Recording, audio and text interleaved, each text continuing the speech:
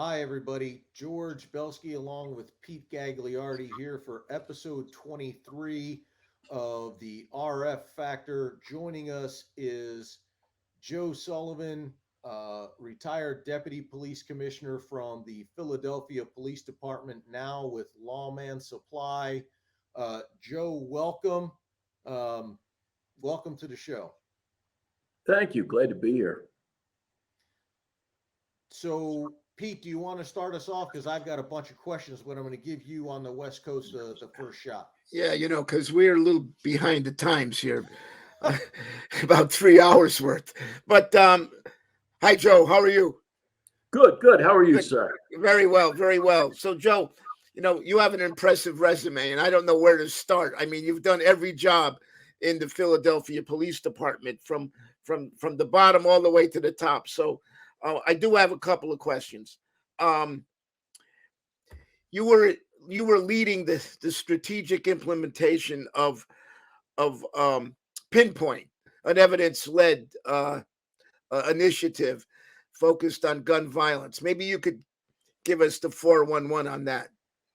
Yeah, it was data led, intelligence driven, where we work very closely with the Delaware Valley Intelligence Center, which is our part of which our real time crime center is a part of, and we utilize the strict analysis of data and the gathering of intelligence, human intelligence, as well as intelligence from social media to identify conflicts so that we could make very informed decisions about where we deployed limited resources. And we saw a lot of success with that.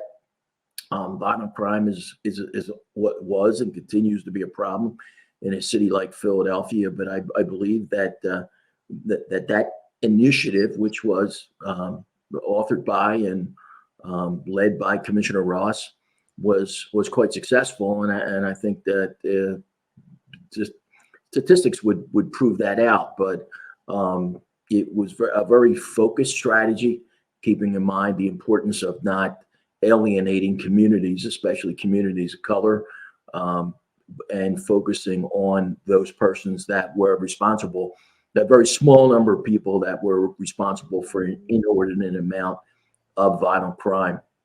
So you were targeting the right people for the right reasons, right? The right people, the right groups, at the right places, at the right times, and targeting the right behaviors that were driving or contributing to the violent crime. And that could be a problem bar, a problem business. That meant addressing abandoned autos, abandoned lots, abandoned houses, looking at the environmental factors that were contributing to crime, paying attention to community complaints, and prioritizing those community complaints. And of course, looking at narcotics, knowing that narcotics is a driver of violent crime, but understanding that you had to be realistic with your resources. So we focused on those drug organizations, those drug trafficking organizations that were contributing most to the violence, that were contributing most to the overdose problem, and were the largest source of community complaints. So that we were targeting them based on a prioritized system, and trying to have the maximum impact. Couple more questions on, George and I come from ATF, and we know that a lot of our colleagues, and you've worked closely with them, especially on this particular initiative. In terms of the firearms themselves, like, and I noticed that you were heavily involved in the investigation of explosive devices and post blast and all that. And just like we start a post blast investigation from the scene of the blast and sort of work out in concentric circles, um, some of us in the crime gun intelligence area view the firearm itself as a similar seed of the blast, if you would, or seed of the crime. But if we start with the gun or the fired evidence found at the crime scene, and we start working out from there in concentric forensic circles, we could start to pick up a lot of crime gun intelligence. So, what types of crime gun intelligence from the firearms, and maybe you could tell us where you were getting the firearms and how you were going about that, the illegal firearms, and then talk about responding to shootings themselves and collecting various pieces of evidence and crime gun intelligence from the shootings. Oh, well, there's absolutely no two ways about it. The examination of firearms that were taken from crime scenes, taken from persons that were carrying them illegally, tells a story, and it gives you an idea of just how many individual shooting incidents each of these guns are involved in. And the other telling thing was always you could see when there was a decision that a gun had become too hot, and you could tell it had been sold on the street because ballistics from that gun would show up at a shooting scene in another part of the city. But that trace analysis that ATF did in concert with the police department, and the money that ATF supplied the city to hire additional examiners, firearms examiners, was truly ballisticians, was truly invaluable, and really enabled our detectives working together with ATF and the agents to link up multiple shootings, identify the persons or the groups that were involved.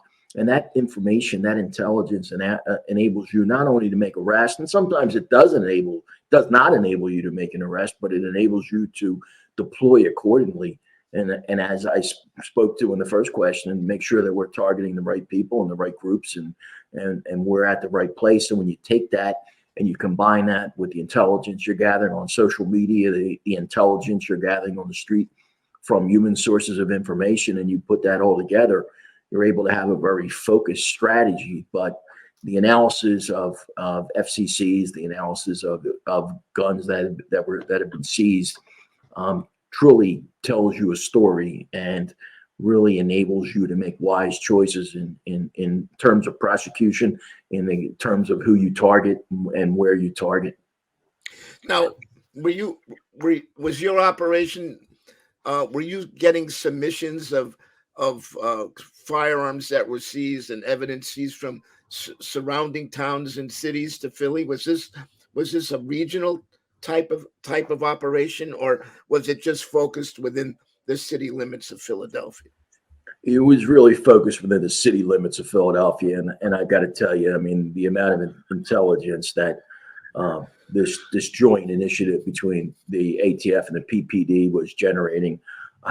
I don't want to say we didn't ever go outside the boundaries. Sometimes the evidence would take us out, but for the most part, we had our hands full just dealing with the reams of valuable data intelligence that was being generated regarding incidents that were happening inside the city of Philadelphia. But again, when there was a connection outside, that was a perfect example of just how critical the analysis of all ballistic evidence is, because often it would take us outside the city, and we might have an arrest for a shooting that happened inside the city. And then when those results came back, we were able to share that information with our partners. And that one, Upper Darby comes to mind. Southwest Detectives was able to work with Upper Darby and share information, or vice versa, and then charge the shooter with an additional crime. And we all know how important that is, and how important it is to get shooters off the street, to build solid cases, to keep them off the street, and then to make sure that when they're convicted, they receive the maximum mandatory sentences. That's how you reduce violence. So as we see more and more police departments going to an evidence-led approach, an intelligence-led investigation, the problems we have today aren't necessarily that we don't have enough information. We have too much information. How did you guys handle all this additional information? You mentioned you were almost overwhelmed with new intelligence. How do you manage that physically to generate action from that? You do it two ways. And it's very important that we maximize unionization. We had some incredible analysts down at the Divic in Philadelphia. And these were young, very highly educated people who wanted to be in policing, but as we know, not everyone has to carry a gun to be an important part of the team. And they were just incredible members of the team, and their ability to take these reams of information and reduce them down into manageable and useful products that could be implemented was incredibly important. It's also incredibly important that you get your detectives the training that they need, that you send them out and that you develop those skills.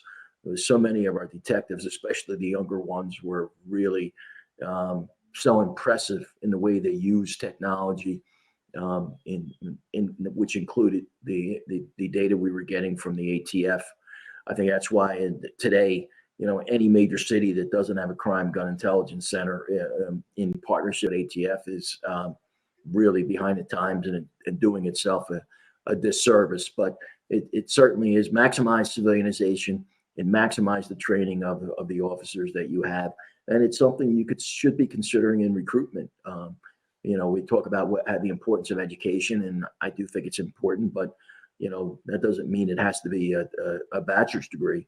And we have young men and women coming out of the military, young men and women that are going to trade schools that really bring an awful lot to the table, and we need to consider that and implement that into our plan. Good point. Joe, here at the RF Factor, the RF stands for Relentless Follow Up, and so let me premise this question with, I know that police departments in general, and then different divisions and branches inside the department can like to silo off their information, right? Knowledge is power, so the more knowledge I have, the more power I have. How did Philly PD go about implementing this share, not just within the agency? It's one thing for the gang guys to share with narcotics, to share with homicide, to share with robbery and auto theft and patrol, but to also share across agency boundaries. So you're sharing with the state police, you're sharing with ATF, you're sharing with your other local partners. What did Philadelphia do to put that impetus in place and then keep it there, or was that something that was just there? It was organic. Well, it begins with leadership. It begins with you sending the message that this is what you expect, and it's you as a leader working closely with your colleagues from other agencies. So for us, as I said, we had the Delaware Valley Intelligence Center, and someone had early in our pregame warm up, someone had mentioned Doug Barrick from the state police. A perfect example. I got many calls from Doug late at night on the weekends because something came across their radar that impacted Philadelphia, and our DIVIC working hand in hand with PASIC, working all hand in hand with the Jersey Rock. I mean, a critical part of the solution to that problem, and that's externally. I was so fortunate in my career to having just a wonderful relationship with the FBI, ATF, DEA, HSI, and as I said, the Pennsylvania State Police. And I talk about the state police in terms of intelligence, in terms of tactics, in terms of enforcement strategies. It requires constant communication, and as you said, being open. CompStat was a big part of that. That's why CompStat was open to any law enforcement agency that was willing to attend. It could get long and tedious, probably because I get a little long-winded, but it was also an opportunity for us to externally with university, police departments, the housing authority, other agencies with responsibilities in Philadelphia, to share information with them and to get their input and ideas, but also allowed us to do so internally, meaning that the divisional detectives could be talking about shootings, homicide. The captain was in the room with his or her team, so they could link up related incidents. The intelligence section was there giving us input.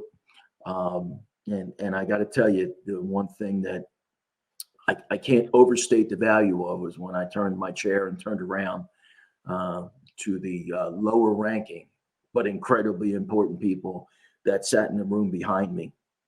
And, I would get some incredible report outs from our analysts, civilian and sworn. And I never looked at rank in determining the value that they could bring to the organization, because these detectives, these civilian analysts would really break a situation down for us in the room. And then I would turn back around, and then we could put together a strategic plan of action to address it moving forward. And knowing that in a week or two, we'd be back in the room discussing whether we were successful in making what adjustments we had to make. So it involves the morning call every morning, speaking with the inspectors throughout the city about everything that happened in the previous 24-hour operational period and everything we planned to do in the next 24-hour operational period. The weekly shooting calls, the huddle requires constant communication. And that's one of the things that, unfortunately, it really took a hit during COVID, since it wasn't feasible and safe to have a lot of in-person meetings. So on the positive side, I think we've learned to make the most valuable use of Zoom, but I also think it's important to be in the same room together. It's just not the same being on a Zoom call. At least in my experience, I like to be in the room with my partners and having that person-to-person contact and making those asks. Yeah. I think everybody would agree that leadership is a contact sport. So yeah, Zoom is nice to maybe extend some collaboration and communication, but in order to really make things go, you got to get out there on the street. How important was, although your subordinate units were answering to you via CompStat and with other internal processes and procedures you had in place, how did you as a leader at that strategic level, as a deputy commissioner, um, let those folks know they had the autonomy to run with whatever they needed to do to get the job done?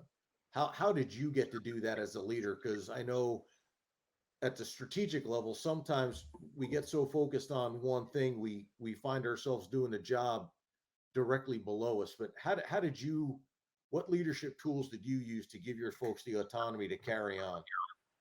Constant communication, positive reinforcement, and instilling in your folks the confidence of knowing that if they make a mistake, trying hard to do the right thing, that you're going to be supportive of that, and you're going to be grateful for that, and you're going to help them get the whatever operation or what program, wherever goal you're trying to achieve, back on track, and getting them together in a room on a regular basis, letting them vent, letting them speak freely, encouraging them to speak freely.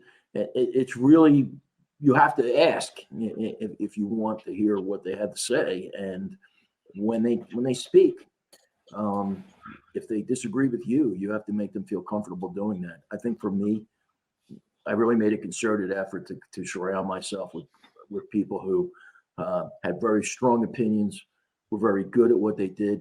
They're a very diversified group of commanders, and definitely were not afraid to tell me they didn't agree with me, or they saw things a different way. And to see my reaction when I would say, I'm really interested to hear why, and to not be for me to have the confidence to say, yeah, I think you're right. I think that is a better idea than mine. That goes an incredibly long way. And it's also important that when they have an event and they would like your participation and support, when they're running a new initiative, whether it's a crime initiative or a community or initiative, one of the things that I was always very careful about was I didn't go to attend meetings with the community or other groups without an invite from the CO. And the reason I did that was because once I arrived, I knew it would become my meeting, and I didn't want to do that, and I would be usurping the captain's authority But when they needed me to be there for support, when they needed me to be there maybe once a year so the community understood that the top level of the organization was aware of what was going on and cared, I made sure to really always attend and make myself available, even if it meant rearranging my schedule, because I knew that was important. But just what you said, not micromanaging people, and encouraging them to think freely, and encouraging them to think originally, and understanding that just because the last captain did it that way doesn't mean it's the way that this captain should do it. I get excited about innovative ideas, and that can become that spreads, which is a good thing. And then next, you have young captains competing with each other to come up with the next innovative idea. And I think if you can generate that type of healthy competition, it's really important, and it benefits you in the long run, and it benefits the department and the city. Yeah, that sense of drive, autonomy, mastery, purpose. That hey, I'm running this district the best I can do it, and here's some stuff that's going to make it best for me.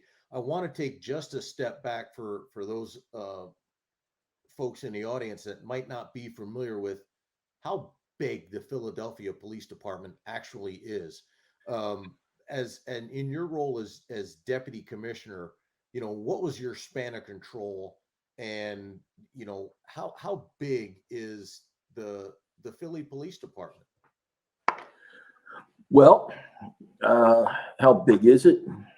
I think that's something that I would like to know myself. I know right now the department is severely undermanned, and I think it's at the crisis point. When I was there, we had anywhere between 6,200 and 6,400 people when I left, and that was just sworn, and a couple thousand of professional employees. I commanded 4,600 sworn in and professional employees. I had 7 divisions, which were patrol divisions, and one was administrative division of specialized units. 21 patrol districts, 3 mini stations, the PAL, 21 PAL facilities. It's an extremely large and complicated organization, and you have to remember that each of those police districts is like a police department. To be quite honest with you, most of the police districts in Philadelphia are larger than 90% of the police departments in the state of Pennsylvania. I know in both in manpower and area. So it's an enormous responsibility to be a district captain. And I always treated it like that was the premier position. And so did Commissioner Ross. I mean, we made, and we learned that from Commissioner Ramsey, that making sure that that patrol was seen as a premier assignment. It's incredibly important because it's a difficult assignment. It's a 7-day-a-week assignment. Your responsibility never stops. People are being victimized in your district on a never-ending basis, and you're expected to address that. And you have the support of Night Command, but still, ultimately, it's your authority. And these captains are on the phone at 3:00 in the morning, redeploying resources and responding to what has occurred based on their extensive knowledge of their district. So it's an extremely challenging assignment. It's a very large and complex department with a lot of moving parts, and that's why it's so important to have mechanisms like ComStat and the morning call and regular staff meetings to keep it all together. Wow, lots of moving pieces in a huge police department. Go ahead, Pete. So while we're on the subject of ComStat, this is all great conversation here. One of the key elements of one of the 4 key elements of ComStat is, as we all know, is relentless follow-up, and that is actually the genesis of the RF factor and the importance of that. So Joe, you have a ComStat, a problem is identified. like you said, you're getting feedback from your commanders as innovative ways to address that problem. But at some point, you all come together and decide on a course of action to solve that problem. And now everybody's going to raise their right hand and say, yep, I'm in, boss. I am in. I agree. This is where we're going. And then as part of the relentless follow-up of CompStat, someone or some group is looking at whether all the commanders are actually doing what they said they were going to do. And at some point in time, it comes down to accountability. Do you have a story? Do you have a scenario? We don't need the names, of course, but of when that would happen, and yet someone said they were on board, but they weren't on board, and it just wasn't. They weren't getting the job done, and you were proving it through relentless follow-up. Yeah, I mean, absolutely. Those stories are I'm proud to say very rare. Good. Because when you go into that room, you know that you will be unmasked very quickly if you have not been adhering to the plan, if you had not been conducting your relentless follow-up, if you had not been on top of your supervisors, making sure that orders were being carried out, actions were being executed. But when it did happen, and again, very rare, it would indicate that. Now, let me be 100% clear about something. There's many times when the captain or the inspector would come in and the results were not what was expected and what was hoped for, but they were able to demonstrate that they had done everything in their power to make it happen. Fair enough. And that falls back on me as the overall architect of the plan. And no one ever got punished or moved because they were putting out 100% effort and just didn't get the result that was hoped for. But those times when it was quite clear that the captain was just simply not on board, maybe just didn't, not everybody is cut for patrol.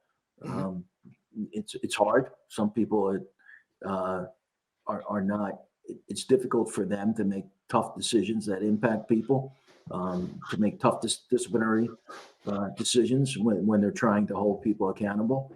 And in those cases, eventually that resulted in another assignment. But I was so fortunate when I was there to have just incredibly dedicated captains and inspectors and chiefs that took pride, and it really mattered to them.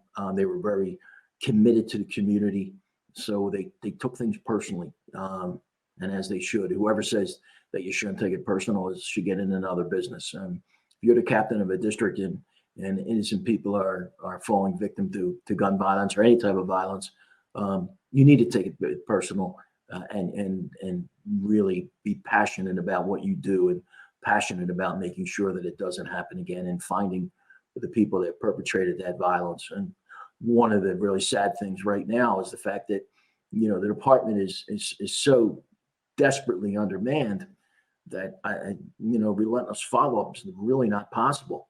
Relentless follow-up is something that we all believe in since Bratton wrote the book Turnaround many years ago, which, I probably read 3 times, and we all believe in the importance of it. But in order to do it, you have to have the manpower available.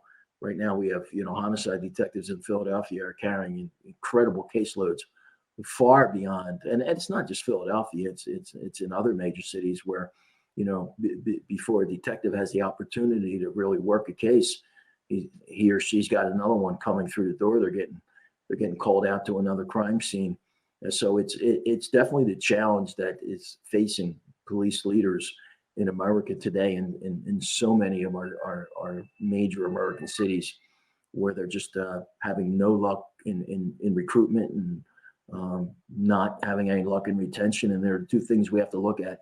We have to really encourage officers to want to stay, and we have to find ways to make policing attractive to young people today as a career option.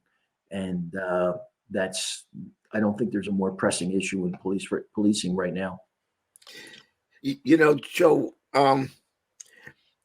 I think we could all agree that it takes a balance of three things in law enforcement today, or actually in any field.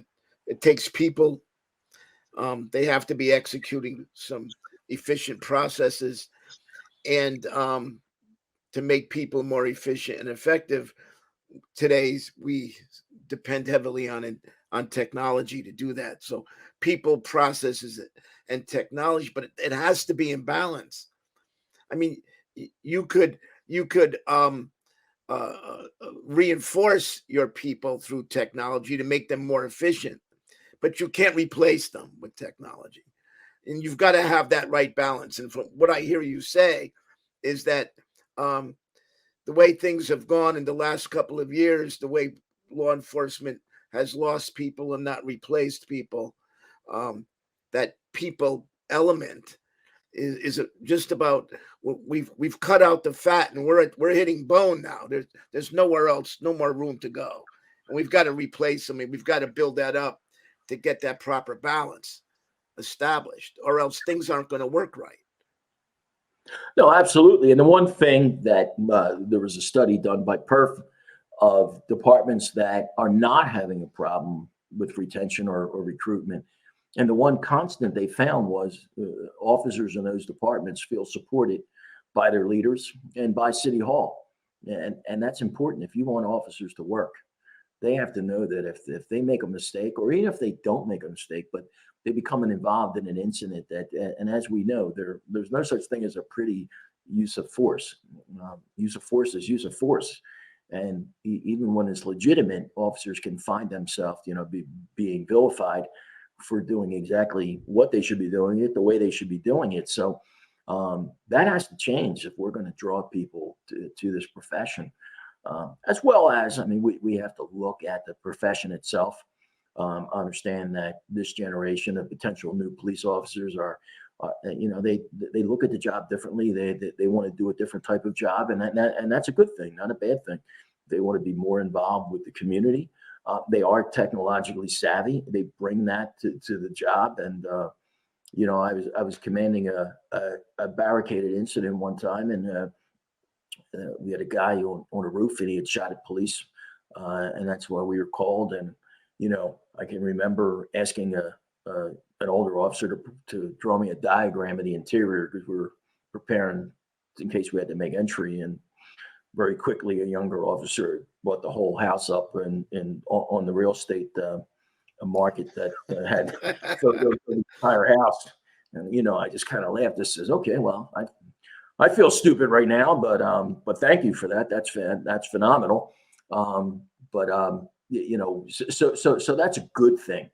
But we have to support them, and they have to know that, and they have to know that they're not the enemy, because the problem that we're really having now is with a lack of support from the community, with a community perception that's negative of the police, and a community perception that the criminal justice system, including the police, but the entire system, is dysfunctional.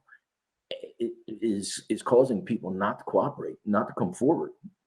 And I've had people tell me straight out, if I call 911 about the guy with the gun selling drugs in my corner, and I see you come out and arrest him, and he's back out there the next night with another gun selling more drugs, why am I getting involved? I don't want you tracking my phone number and asking me if I'm the one that called the police. I don't. What's the point? People are just going to be back out there. So of course, there's a lot that law enforcement has to do, and I think we've recognized that as a profession to earn and build the trust of the community, and to work more closely with the community. We have changes that we need to make, and we are making. But it's not just us; it's the entire system. And I'm talking about our prosecutors and our judges.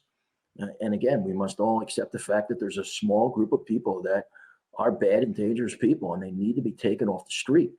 Of course, we want to utilize diversion, and of course, we want to look at the drivers of petty crimes like drug addiction and mental health and poverty.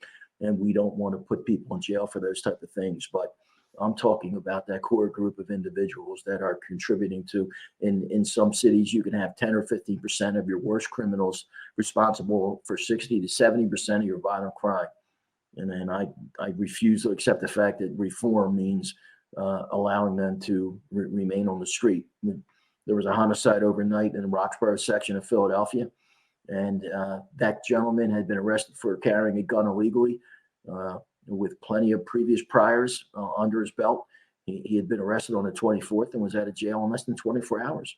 And now he's dead. So I don't understand how that even helped him when he's certainly someone that should have been held in based on his previous criminal record pending trial.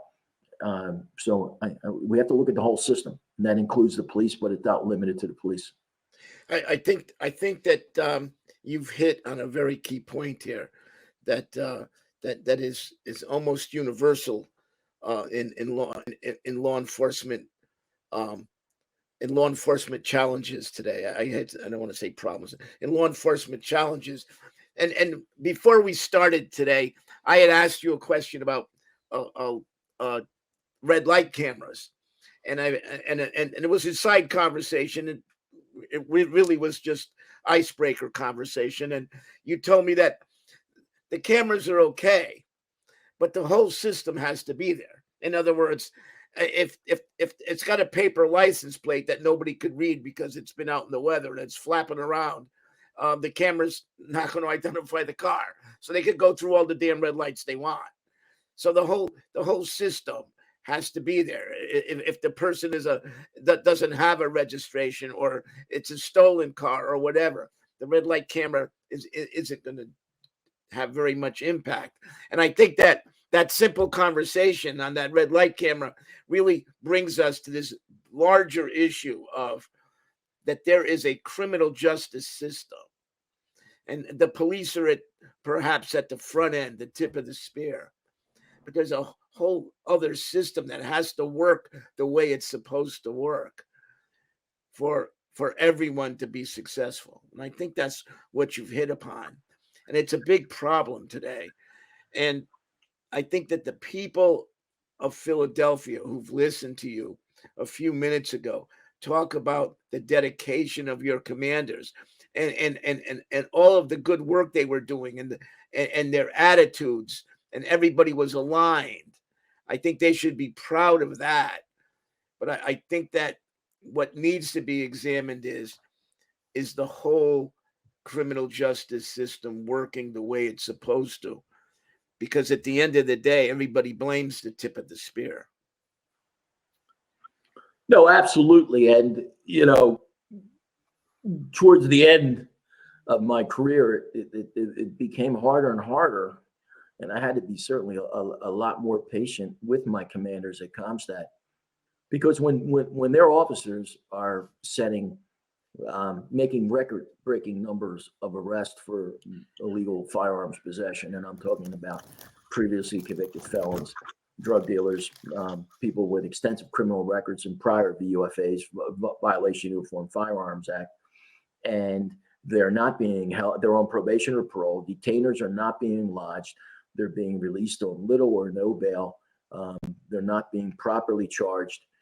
How do I hold them accountable? I mean, they are doing their job, but it's someone else's job to make sure that these individuals remain in jail, and that when they are convicted, that, well, first of all, we take it to trial.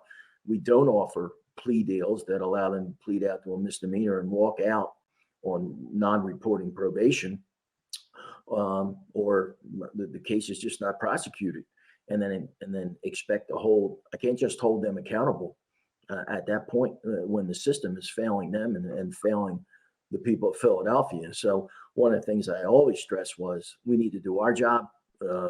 We can't worry about we do have to worry about it, but we don't stop doing the right thing because someone else is not doing the right thing. We have to continue to fight the good fight. But at the same time, it becomes very demoralizing when you're trying to follow the precepts of criminologists like Thomas Abt, who teaches these very same concepts, that We don't want to return to the days of mass incarceration. And that's why we take this data-driven, intelligence-based approach, and we identify that 10% that's doing 60 to 70% of the crime, and we focus on them. And that's why we focus on those places. And look at what Chief Garcia is doing in Dallas, where he's broken this city down into thousands of little plates, if you will, because where he's able to where he's done concentration maps that enabled him to tell him where the crime is happening, what's driving it, who's doing it, and then put the resources there. And that's why Dallas is bucking the national trend. And again, violence has continued to decline in cities like Dallas that have taken this approach. But I will say that the chief, and you can see this on social media, he has the 100% support of his mayor. He has the support of city council. He has the funding that he requests, because this requires resources. Dallas did not defund, it did not cancel police academy classes, and these are some of the things that happened in Philadelphia, and it's really come back to have a bad impact on the city by having a bad impact on the department. The department is bleeding experienced officers, and we talked about what I do business development now, which means that I get the opportunity to go around and speak to a lot of my old colleagues, and in almost every meeting, they start out by thanking me for all the fine officers that they recruited from Philadelphia, because officers just do not feel supported, they don't feel secure, and they don't feel confident, and morale is at a really disturbing level. It pains me personally to see how far morale has dropped, and that's at every rank. It's not just at the police officer rank. So now you have dangerously low levels of manpower, which means there's very little proactive policing as possible. It's just enough to try to keep up with 9/11 emergency calls. And again, it infiltrates the entire agency. You have detectives with unmanageable caseloads, not being able to do that relentless follow-up, not being able to really investigate cases the way they would like to. And as ATF investigators, you know how much you enjoy putting the pieces of the puzzle together. And if that was just taken away from you and you just became pretty much a glorified typist, that really takes away from your morale and your job satisfaction. And again, it leads to really talented, valuable people that are looking for opportunities elsewhere. So something has to be done to stop that bleed in Philadelphia and other cities. And would you agree that that's something else that has to be done? I think it's unfair that to think that the police have to work themselves out of this problem. I believe the people, the citizens, have to work this out of this problem. And Robert Kennedy once said that society gets the type of criminal that they deserve. But what is equally true is they get the type of law enforcement that they insist upon. And I think that what he was trying to say is that police are the people, people are the police, like Sir Robert Peel said. And the people need to hear what you've just said, because this is not only affecting the Philadelphia Police Department, but many across the United States. And the people have to speak up. The citizens of these cities have to speak up. And if their police aren't being supported, they need to insist upon the powers to be in that city to make that happen.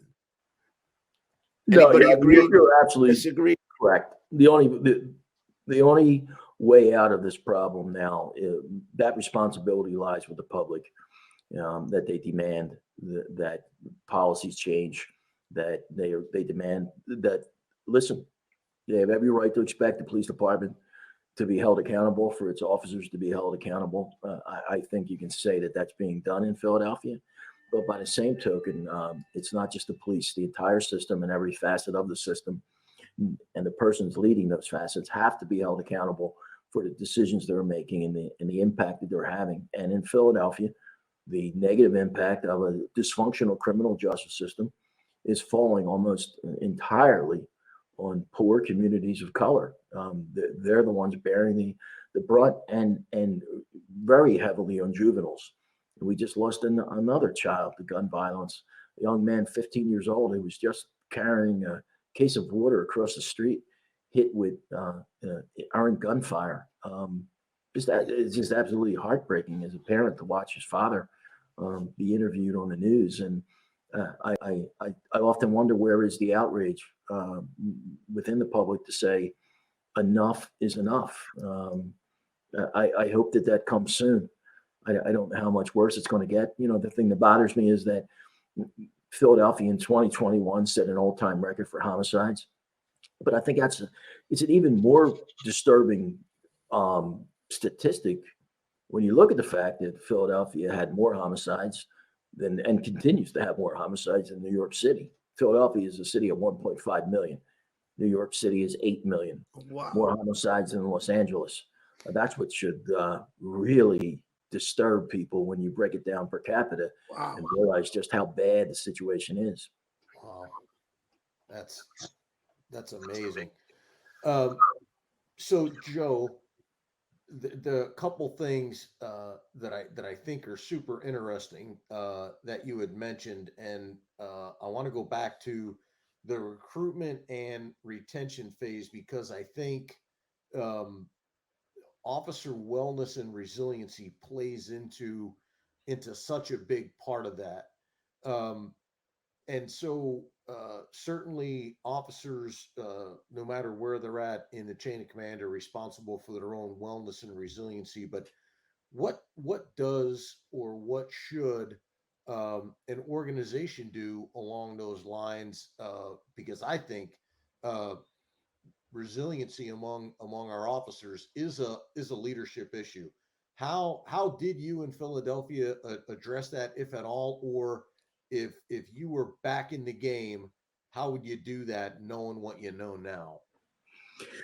I think if I was back there now, I mean, it's really important that they see their leaders on the street. I felt one of the things that I was successful at, it was always important to me during significant events that I oversaw, that I was at the front, on the front line, that I was actively engaged, that I was engaging with the officers, making sure that they had clear direction. They understood what the objective for the day was.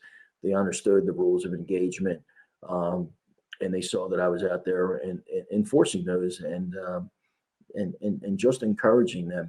And that was something that at the end of a large event, like the 4th of July, or a large anti-police demonstration, I probably shook 100 or more hands before I went home.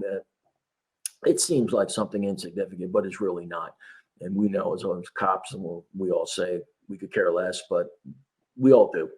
Or just coming over the radio to thank the officers that you weren't able to personally engage with, sending out notes. We had two of our greatest officers were shot by the individual that committed a murder inside Jefferson Hospital. And, I can't tell you how many times I sent notes or made phone calls to those two officers, or officers like them, for having an outstanding arrest. And, again, doing what they always do.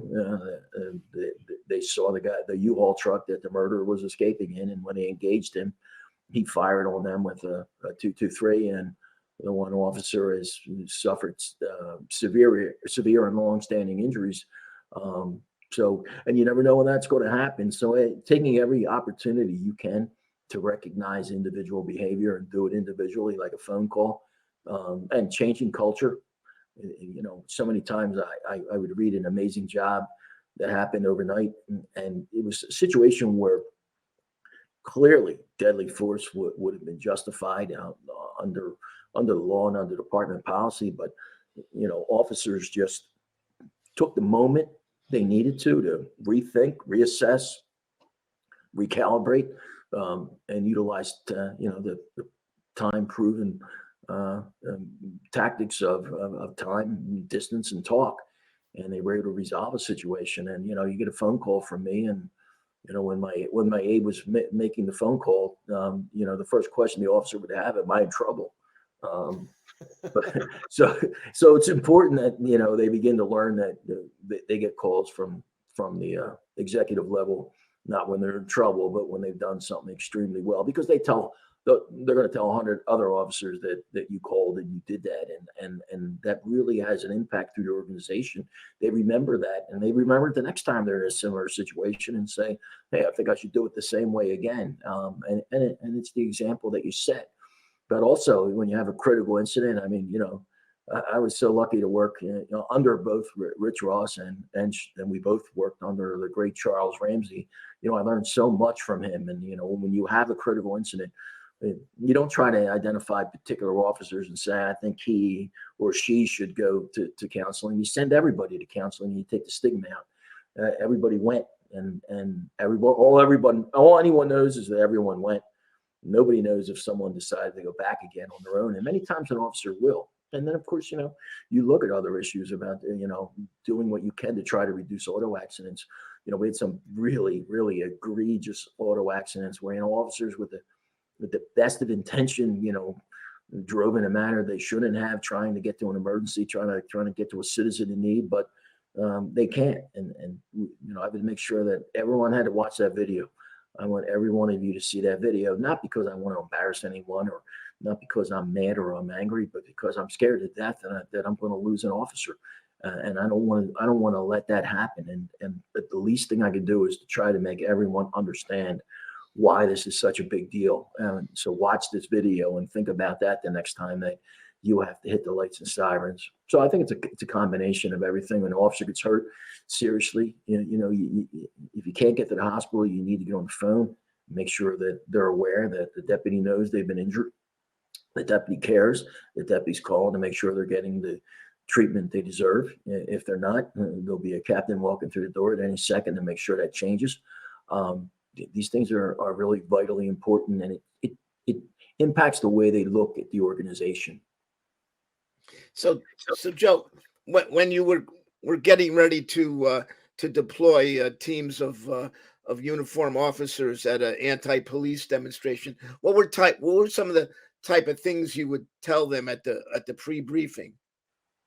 Well, obviously that we would make sure everyone knew who they were working for, and everyone knew what their assignment was, what the objective was. Make sure they knew that our goal was to be prepared to walk a lot and a long time, for a long time, and that we weren't going to respond to any type of verbal agitation, that we would focus on acts of violence or acts of vandalism, that it wouldn't be tolerated, and to only act upon the direction of a supervisor. And again, I think everyone will agree I was out there. My feet will never be the same.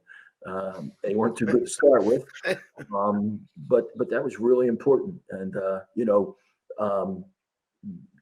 one time we were with the one line in the sand, if you will, besides no violence and property damage, was we were not going to allow protesters onto the highway 676, 76, or 95. And it's not because we were trying to make some type of a point.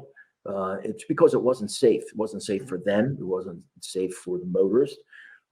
Those roadways were used to transport critically ill patients to the many amazing trauma centers in Philadelphia, including Hanneman for many years. That was right at the Vine Street off ramp. So it was just something that we couldn't allow to happen. And the one day protecting Broad and Vine, I took a bucket in the mouth, and when you get a split lip, you look like you're a victim of a gunshot. Yeah, right. But it made a difference that I was there and I was in the fray, and I continued the rest of the night, and we would just walk them. And I think sometimes my officers wanted to kill me because they wanted me to shut it down, but it just wasn't worth the fight. Even though it took a lot out of us, at the end of the day, we wore them out. We had no arrest. We had no property damage. A couple of times, there were some extraordinary incidents, but for the most part, we'd end the night with no arrest, no property damage. and we'd get some great press. I always let them know that I was going to keep the press at the front of the line as much as possible, even when we were making an arrest, because it was critically important to me. Because to be quite honest with you, they truly were our best witness to the fact that we were doing our job the right way, the way we were supposed to be doing it. And as I always said, they kept both sides honest, and everybody behaved. Yeah, so very proud of the way that we respected the First Amendment, but at the same time protected the city. Many times I got criticized on the certain radio talk shows the next morning because of the disruption of traffic. But my strong opinion and was and still is that the expression of the First Amendment is more important than more disruption of traffic. But when they started to interfere with businesses, we took action immediately. So it was important. We were able to maintain a distant but still somewhat of a cooperative relationship, and we kind of knew each other's boundaries. And we have a civil affairs unit that just does incredible work. And I think we perfected the use of bicycles in protest maintenance. And, we never had to resort to the use of chemical agents and things of that nature, which I'm very proud of. And I can assure you those things were there. And as I told you before, so were a whole bunch of my brothers and sisters in the Pennsylvania State Police, and that certainly gave me an awful lot of confidence when I was marching around, knowing that I had that support if needed, and the work they did by my side during the DNC. I could never be more grateful to them for their professionalism and their willingness to always help the city. So.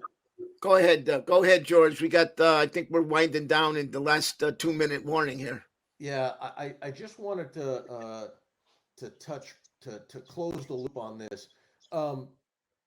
You had a long and distinguished career with the Philadelphia Police Department. For those young and up and coming future leaders that are out there that may be listening to the show, what advice on what type of training, what schools they should try to get to would you recommend to the aspiring law enforcement leader? What training do you think is essential for a budding leader in law enforcement? I'm definitely a proponent of, at minimum, an associate's degree. But I think that, it doesn't have to be in criminal justice. You want to learn skills that help you be a good communicator. Certainly take courses that teach you cultural awareness, so you have a better understanding of the cultures of other people and where they came from, a basic understanding of psychology. And to be quite honest with you, I also really recommend a background in the mixed martial arts, not so that you can hurt someone, but I know the Gracie Fighters are a prime example of an organization that teaches law enforcement and teaches law enforcement officers how to control a situation until help arrives, by controlling a person in a way that's not going to seriously harm them. I think there's an awful lot that can be gained from that, and there's an awful lot that law enforcement can learn from that. Work on your writing skills. That's certainly a problem in the profession right now. It's so important that you know how to document your actions and the actions of others, and that you understand that. And then, as we talked before, certainly basic computer skills. It's really unbelievable how this profession has grown and progressed technologically since I came on the job, with becoming a paperless profession. It's great. It's absolutely amazing. So just to be a well-rounded person, someone that likes to engage with folks. One of the things that really used to disappoint me is sometimes I would hear from the community when we would put young officers out of the academy out on foot beats in the community for a positive outcome, and then they would say that the officers didn't say hello. That's something we really had to go back to our training curriculum and work on, because it's so important. So we want people that want to engage with the public in a positive way. but also we're understanding there's some serious problems out there that have to be addressed in a very serious way. Excellent. Great advice. Great advice. Good stuff. Joe Sullivan for mayor, governor, maybe. Thank you, Pete. We'll turn this back over to Mr. Ray. Joe, thanks for coming on. Great conversation. Pete, do you have any closing remarks? Well, in Machiavelli and the Prince asked the prince, "Is it better to be loved or feared?" So, Joe, I'll ask you: is it better to be loved or feared as a police commander? I think respected. I think there were a lot of people that loved me. I think there was people that did it, but especially after I left, I think there were many of the people. I think a lot more people would say that they respected the fact that that I demonstrated leadership, that I was visible, that I was very present on scene. As I like to say, officers don't need you to stand beside them; they need you to stand shoulder to shoulder with them. And I think that's what I tried to do. Great answer. Good answer. Good answer. All right, fellas. It's been a blast. It really has. Enjoyed it. Anytime. Excellent. Thank Good you. night, everybody. Good night. Good night, fellas.